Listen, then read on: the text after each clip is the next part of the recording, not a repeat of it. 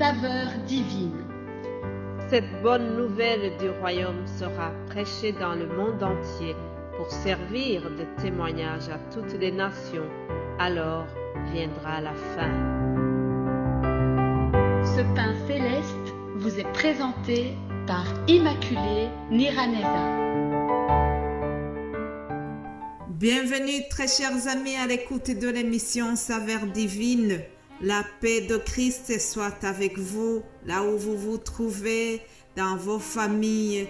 Que la paix de Christ vous accompagne vraiment et que la joie de l'Éternel soit votre force dans tout ce que vous faites. Bénissons le Seigneur qui nous fait voir le jour.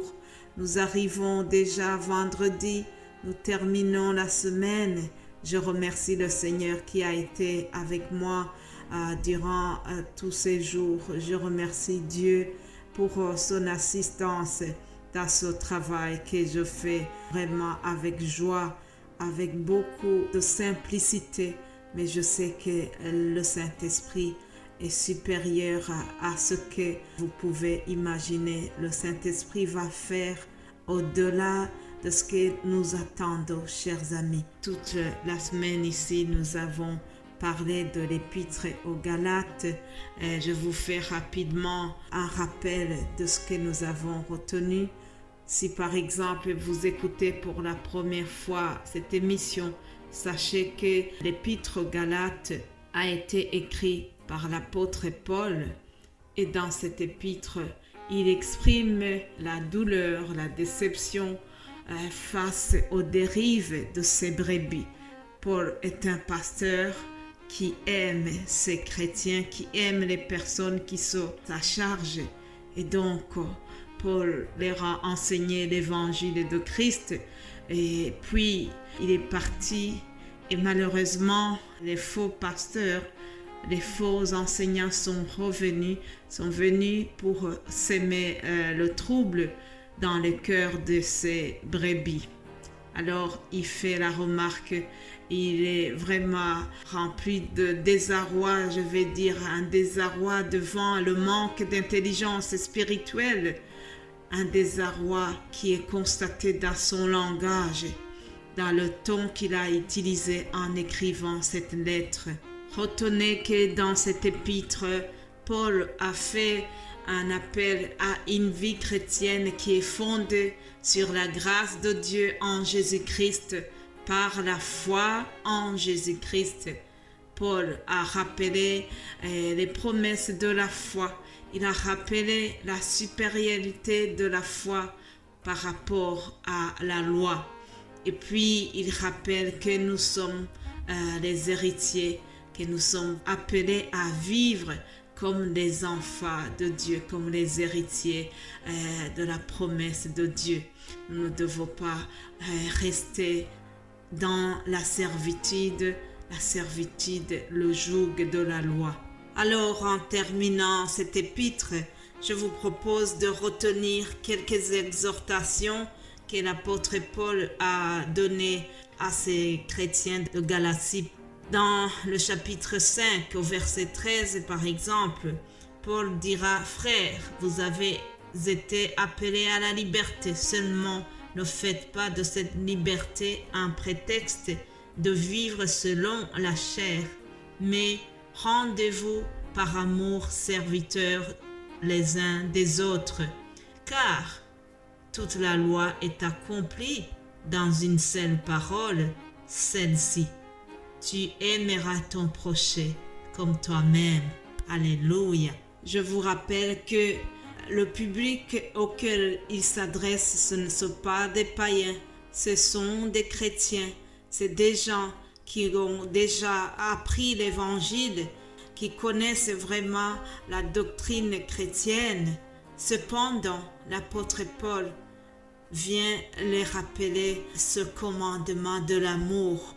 Il rappelle qu'ils doivent s'aimer les uns les autres et c'est à cela qu'on reconnaîtra qu'ils sont chrétiens, qu'ils sont disciples de Dieu. Jésus-Christ l'a rappelé aussi à ses disciples. Ça, c'est vraiment une grande recommandation que nous devons retenir aussi de ce chapitre. Une deuxième exhortation, nous la trouvons au verset 16. Galates 5, 16. Paul dira, marchez selon l'esprit et vous n'accomplirez pas les désirs de la chair. Car la chair a des désirs contraires à ceux de l'esprit. Et l'esprit a non de contraire à ceux de la chair. Ils sont opposés entre eux, afin que vous ne fassiez point ce que vous voudriez. Si vous êtes conduits par l'esprit, vous n'êtes point sous la loi. Un très bon conseil, je disais, une belle exhortation que Paul adresse à ces chrétiens et qui est valable pour nous aussi, chers amis. Nous devons marcher selon l'esprit et non selon les désirs de la chair. Oui, avant de connaître Jésus-Christ, avant nous marchions dans les péchés. Nous marchions selon les convoitises de la chair. Mais quelqu'un qui est conduit par l'Esprit Saint, il doit dominer ces convoitises de la chair. Il doit marcher selon l'Esprit et c'est ainsi qu'il accomplira ce que lui demande le Seigneur. Lorsqu'on est conduit par l'Esprit, on ne fait pas n'importe quoi, on ne fait pas des bêtises, on réfléchit cette fois avant d'agir. Lorsqu'on est conduit par l'Esprit, on acquiert la sagesse, chers amis. Lorsque nous sommes conduits par l'Esprit, nous marchons avec ce principe qui dit que tout nous est permis, mais tout ne nous est pas utile. C'est ce que Paul a dit. Tout m'est permis, mais tout ne m'est pas utile. Alors, lorsque tu marches selon la conduite du Saint-Esprit, tu dois sélectionner pour voir ce qui est utile à ta vie avant d'agir. Paul nous a cité les œuvres de la chair. Il a cité notamment la débauche, l'idolâtrie, les jalousies, les querelles, les disputes, les divisions. Tout ça, ce sont des œuvres de quelqu'un qui est conduit par la chair. Ce sont les œuvres qui sont opposées à l'Esprit Saint. Et puis, plus tard au verset 22, il va nous donner toute une liste des fruits du Saint-Esprit. Galates 22, il nous dira que les fruits de l'Esprit, c'est l'amour, la joie, la paix, la patience, la bonté, la bienveillance, alléluia, la douceur, la maîtrise de soi. Et la loi n'est pas contre ces choses.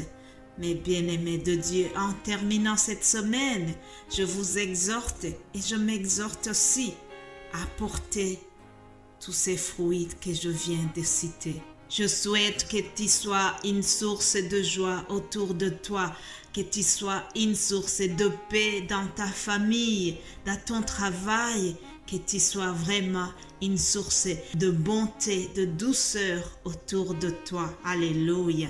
Et en terminant, je vous lis Galates 5 au premier verset où Paul dit « C'est pour la liberté que Christ nous a affranchis. Demeurez donc fermés et ne vous laissez pas mettre de nouveau sous le joug de la servitude. » Alléluia. Chers amis, Christ nous a affranchis du péché. Alors nous devons rester vraiment fermes et ne nous laissons pas entraîner, ne nous laissons pas encore asservir par le joug de l'ennemi qui pourrait nous attirer vers le mal.